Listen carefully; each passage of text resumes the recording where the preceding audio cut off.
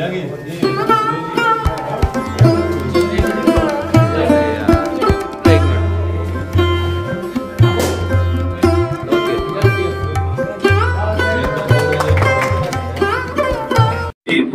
अल्पसंख्याक आर्थिक विकास महामंडळाचे माननीय अध्यक्ष सन्माननीय ललित गांधी साहेब यांचा आज छत्रपती संभाजीनगरमध्ये स्वागत झालं. साहेबांचं म्हणणं होतं जैन समाजामध्ये जे पण गरजू विद्यार्थी आहे, ज्यांची आर्थिक परिस्थिती एकदम थोडी बिकट आहे, त्यांना स्वतंत्र जैन अल्पसंख्याक आर्थिक विकास महामंडळाचे आमच्या लोकांना जास्तीत जास्त फायदा द्या म्हणून दोघांनी आपण संचालक आहात, अध्यक्ष आहात. या Patil thank you sir.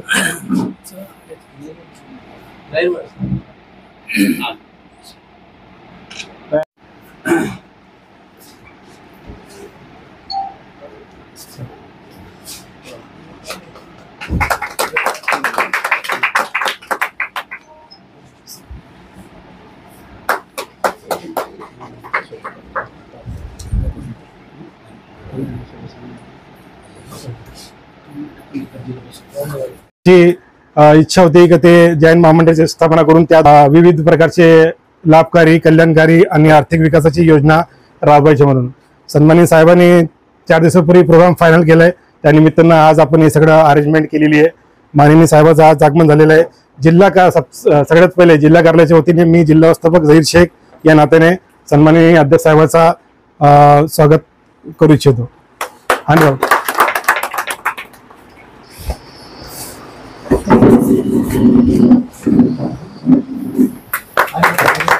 Welcome sir Aurangabad district.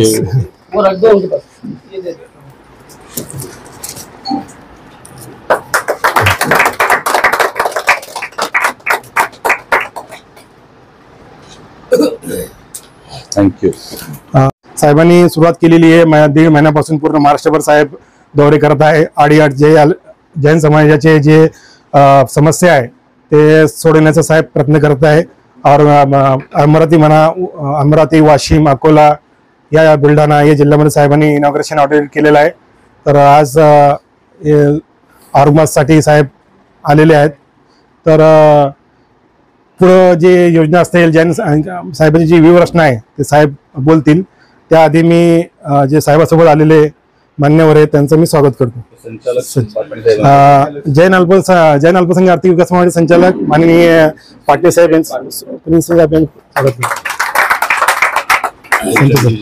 पंचमती Jain sir,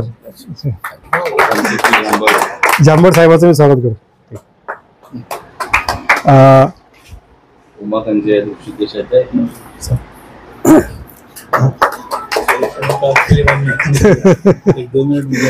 आपला त्यांचा संबंध संपला असं न करता त्यांची इन्व्हॉल्वमेंट ठेवली तर नवीन येणाऱ्या मुलांना कधीतरी मार्गदर्शन करतील. एखाद्या वर्षी काउन्सिलिंगचं सेशन ठेवलं की काय केलं पाहिजे, तुम्हाला ऑप्शन्स काय आहेत, त्याचा प्रॅक्टिकल अनुभव आहे, त्यांचा मेडिकल फील्डचा असेल, IT चा असेल, तर कुठल्या क्षेत्रामध्ये चांगल्या ऑपॉर्च्युनिटी आहेत याची माहिती आपण मुलांना आपल्या दिली पाहिजे. मी नुसतं कर्ज देताना ते बऱ्याच वेळेला आई वडील सांगतात की तू हेच शिकायचंय. त्या मुलाची ते नक्की आयडिया नसते की मी कुठल्या क्षेत्रात गेलं तर मला सुटेबल होईल. मग ह्यांचा प्रॅक्टिकल अनुभव त्या मुलांना सुद्धा उपयोगी पडेल.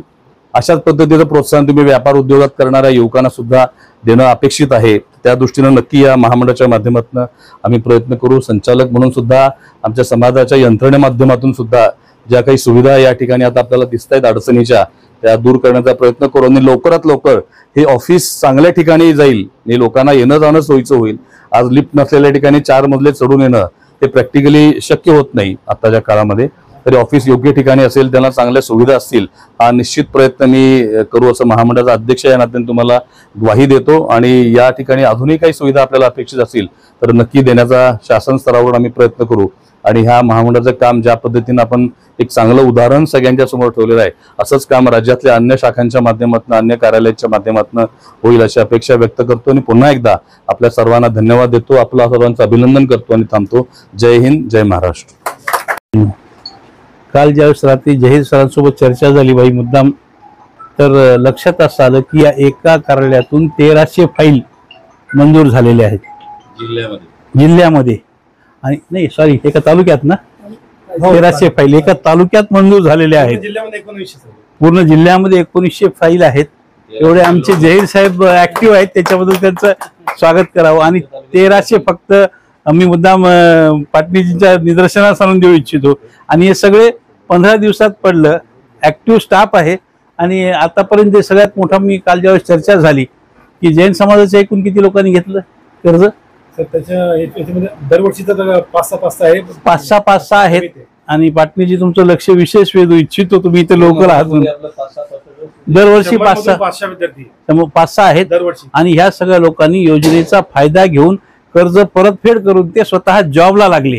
आणि ते त्यांचा आज आपण सन्मान इथं मुद्दाम ठेवला आहे. मला वाटतं महाराष्ट्रात अशी घटना कुठं झालेली नाही.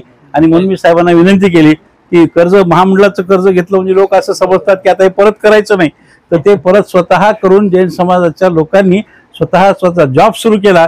ही महाराष्ट्रातली एकमेव पहिली घटना असेल असं मला वाटतं. त्याच्यामुळे सगळ्या टीमचं आणि महामंडळाचं अभिनंदन. आपण सर्व जे आमचे जैन समाजाचे प्रतिनिधी आहेत सगळ्यांनी सहभाग घ्यावा आणि या महामंडळाला गतिमान करण्याचं काम करावं. खूप खूप धन्यवाद साहेब, तुमचं अभिनंदन.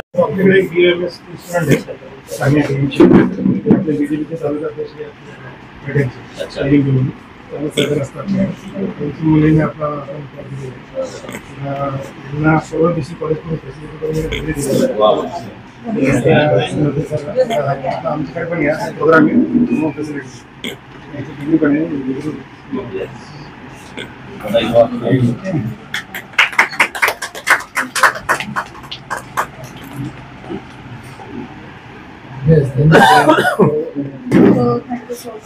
स्पेशली जहीर सर उनकी टीम जो भी ऊपर के जो भी रहेंगे सब, और जो होती है ना पर्दे के पीछे की किरदार जो अभी तक हम नहीं कर रहे थे, आज वो दिख रहे.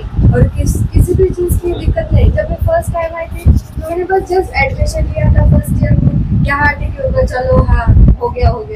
और जब आज ये मेरे हाथ में आया तो मैं आज नाम लगा सकती हूँ, डॉक्टर सानिया सोफिया कयूम शेख. तो ये बोलते हैं ना कि ऐसा मतलब पैसों से सब बातें दूर रहती है या पढ़ाई नहीं होती है, ऐसा कुछ भी नहीं रहता है.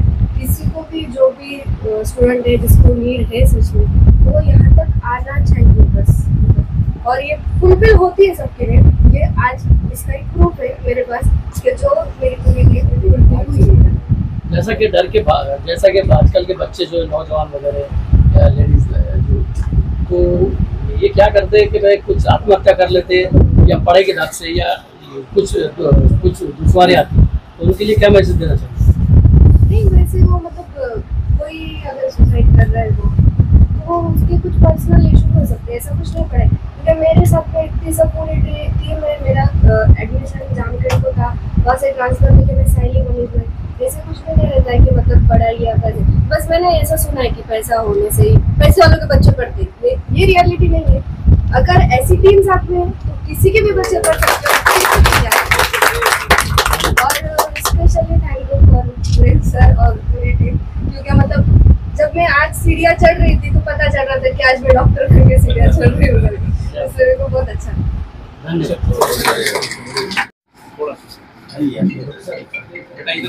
सर आप भी आइए, आप पर्दे के पीछे के.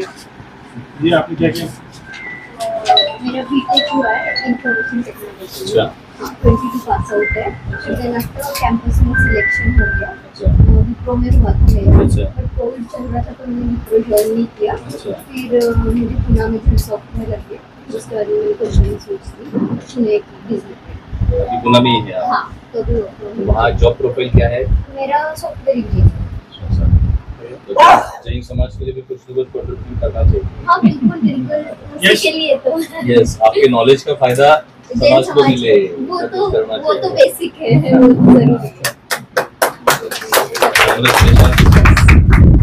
Your inspiration for others. Yes, thank you so much. तुम्हाला व्हिडिओ बनवून यश भाविक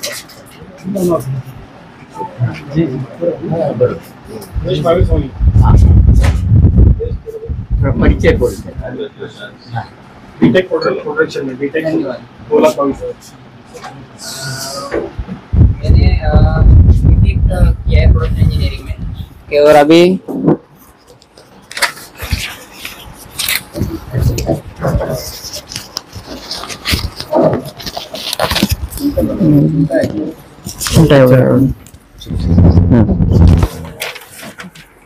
मैंने बीटेक इन प्रोडक्शन इंजीनियरिंग किया है नांदेड़ के गवर्नमेंट कॉलेज से।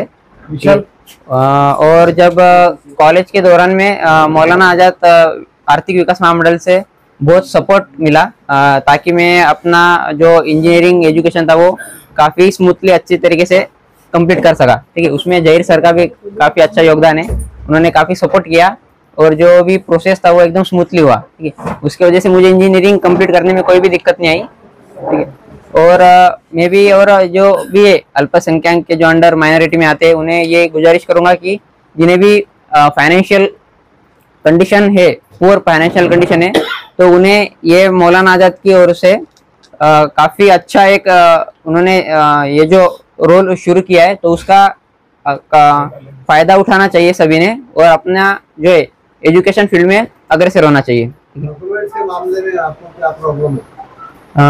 डॉक्यूमेंट्स के मामले में मुझे वैसे कोई दिक्कत नहीं आई। डॉक्यूमेंट जो रिक्वायर्ड थे वो अरेंज करता गया तो वो स्मूथली लोन पास हो गया था मेरा।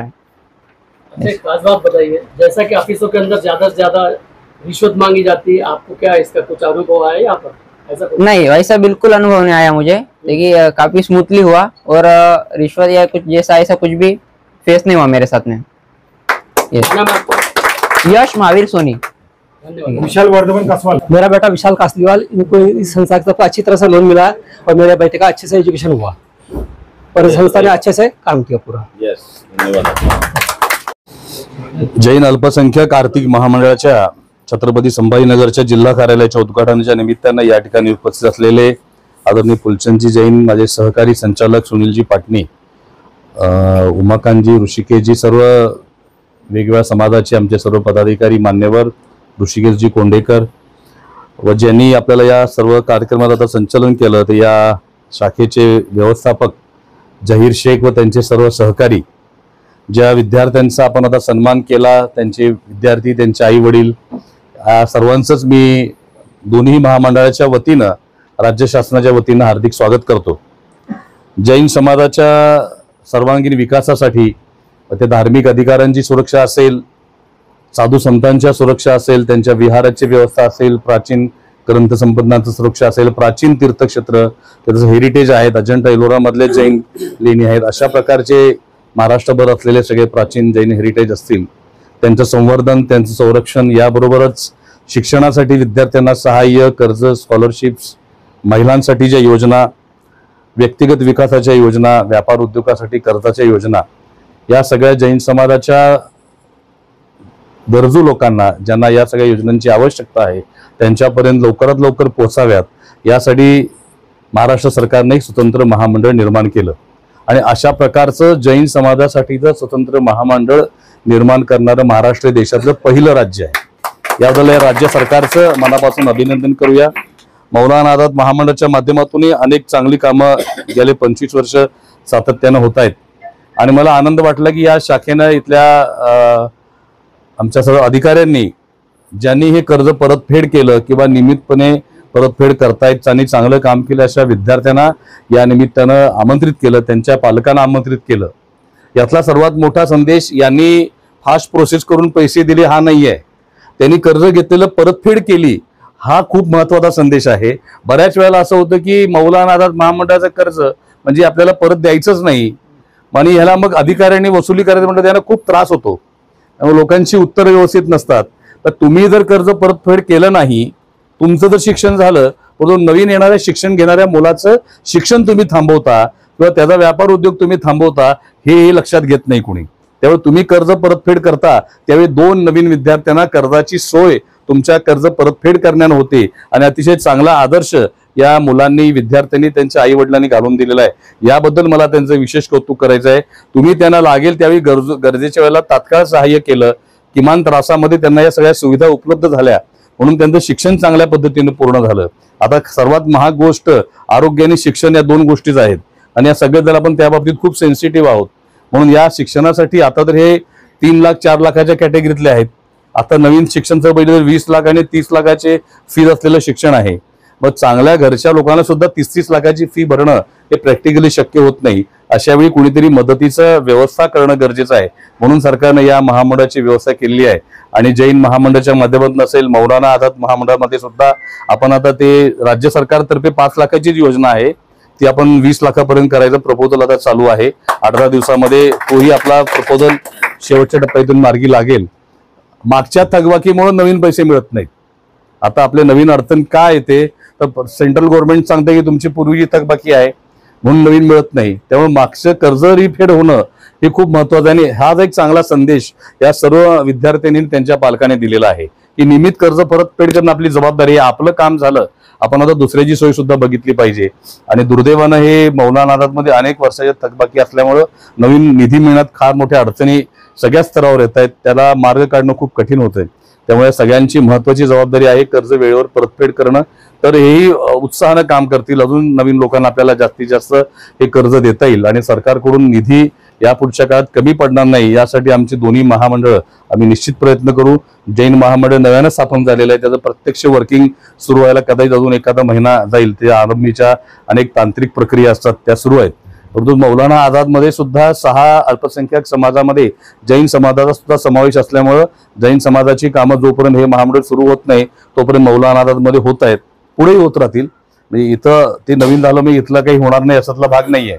हे दोन्ही महामंडळाच्या माध्यमातून एकूणच आपल्याला विद्यार्थ्यांना शिक्षणाची संधी, आता जसं आमची कन्या म्हणाली डॉक्टर झाली त्याचा अभिमान वाटला. काल आम्ही बघितलं सोफिया आमची देशाचं सैन्याचं नेतृत्व केलं. एक आमची महिला मुलगी युवती या देशासाठी काय करू शकते आज तिला अभिमान वाटला की मी डॉक्टर म्हणून वर चढली. तसं तिनं देशाचं सैन्याचं नेतृत्व केलं. एअरफोर्सचं त्या टीम मध्ये ती सहभागी झाली आणि देशासमोर आज एक अभिमानाचं उदाहरण या देशानं प्रस्तुत केलं की तुम्ही कितीही काही सांगितलं तर आम्ही सर्व एक आहोत आणि आम्ही एक होऊन राहू. या देशाकडे कोणीही वाकड्या तोंडानं नजरेनं बघू शकणार नाही. आम्ही त्याला प्रतिकार करायला सक्षम आहोत. याचं अतिशय चांगलं उदाहरण या नारी शक्तीच्या माध्यमातून दिलेलं आहे. तसंच मला तिला आधी अभिमान वाटला डॉक्टर झाल्याचा. मला ती आठवली सोफिया कुरेशी हिचं ऐकताना. अशा पद्धतीचं मुलांना शिक्षण देण्यासाठी आपण प्रोत्साहन देणं गरजेचं आहे आणि त्यासाठी त्यांना लागणारी मदत असेल. बऱ्याच वेळेला कागदपत्रामध्ये अडचणी येतात, त्यांना गाईड करणारं कोणी नसतं, तर ते केलं पाहिजे. यामध्ये समाजाची सुद्धा यंत्रणेचा सहभाग असणं गरजेचं. कारण इथं 3 स्टाफ आहे आणि आज तुम्ही सुद्धा 1900 लोकांना कर्ज वाटलं. ह्या 3 लोकांनी कसं मेंटेन करायचं हे प्रॅक्टिकली शक्य होत नाही ना या गोष्टी. शेवट माणूस आहे, तो किती काम करणार कुठलाही माणूस.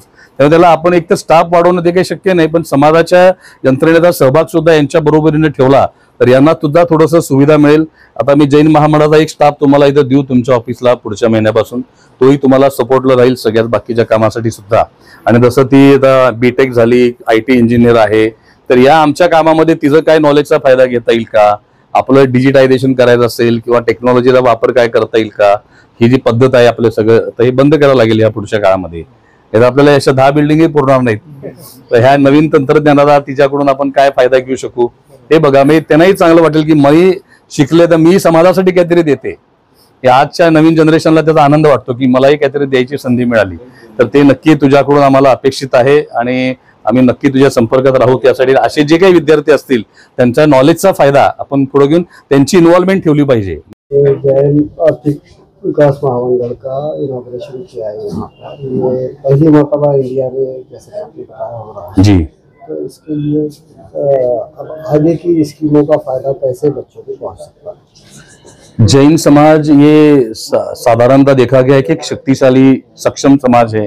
लोगों की धारणा है कि इस समाज में किसी को कोई जरूरत होती ही नहीं है क्योंकि देश में सबसे ज्यादा दान देने वाला जैन समाज है, सबसे ज्यादा टैक्स देने वाला जैन समाज है. लेकिन लोगों को ये नहीं पता है कि इस समाज में 30% लोग ऐसे हैं जो 2 वक्त के लिए रोटी के लिए उनको मशक्कत करनी पड़ती है. उनको बेटे को पढ़ाई की फीस के लिए प्रॉब्लम होते हैं. तो ऐसे सारे जो जैन समाज के अंदर भी जरूरतमंद लोग हैं उनके लिए कोई ना कोई व्यवस्था होनी चाहिए. और आज हायर एजुकेशन इतना कॉस्टली हो गया कि मिडिल क्लास फैमिली को भी 30-40 लाख रुपए का फीस भरना इम्पॉसिबल होता है. तो ऐसी स्थिति में पैसे नहीं करके बच्चों को पढ़ाई नहीं कराते. ऐसे कई उदाहरण हमने देखे हैं. हमने कई उदाहरण देखे कि बच्चे को पढ़ाते हैं और बेटी को नहीं पढ़ाते हैं फीस नहीं. इसलिए ऐसे नहीं होना चाहिए.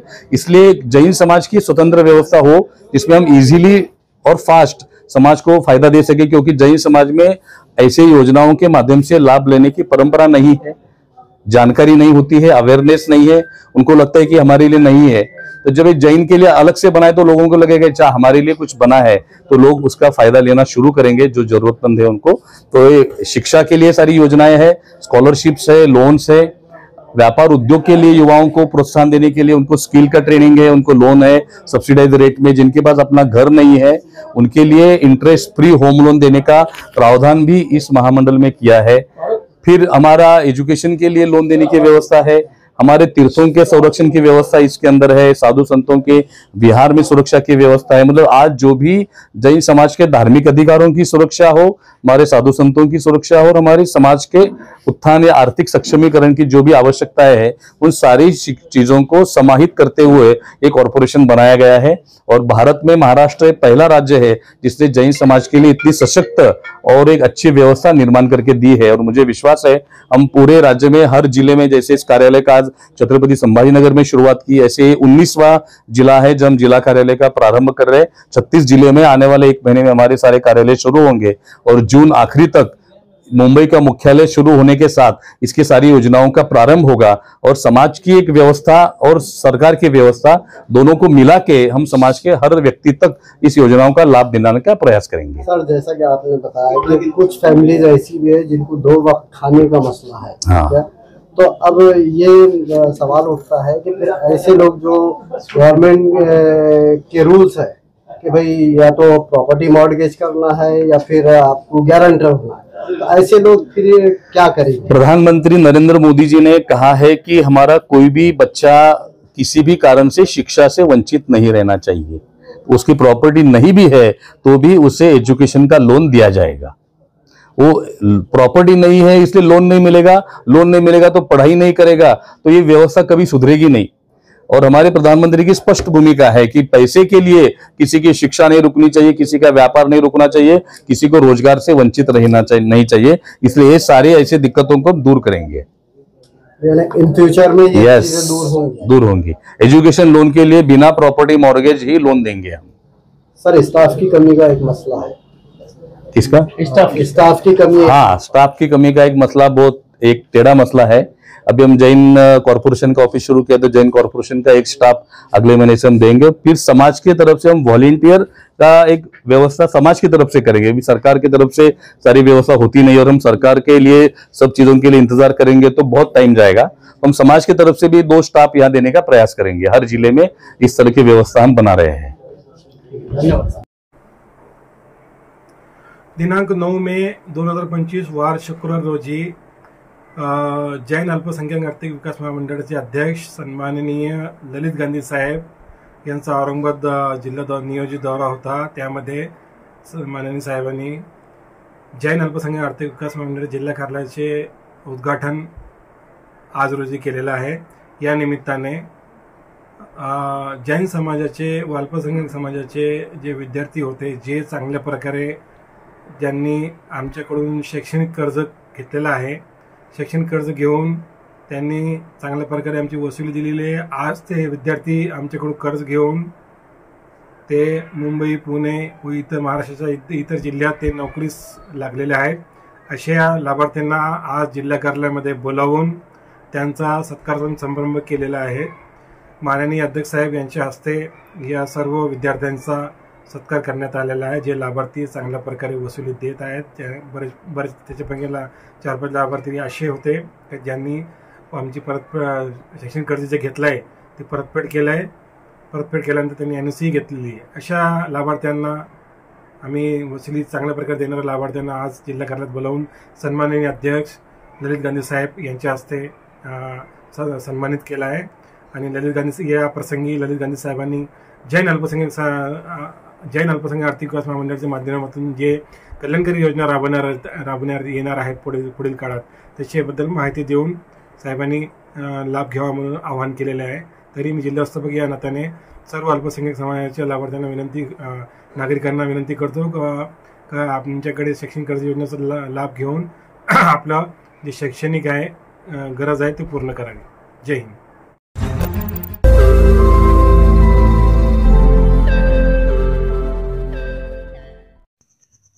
रोज नई खबरों को देखने के लिए हमारे औरंगाबाद समाचार चैनल को सब्सक्राइब कीजिए और नोटिफिकेशन पाने के लिए हमारे बेल आइकन को दबाइए ताकि हर खबर की नोटिफिकेशन आपको मिलती रहे।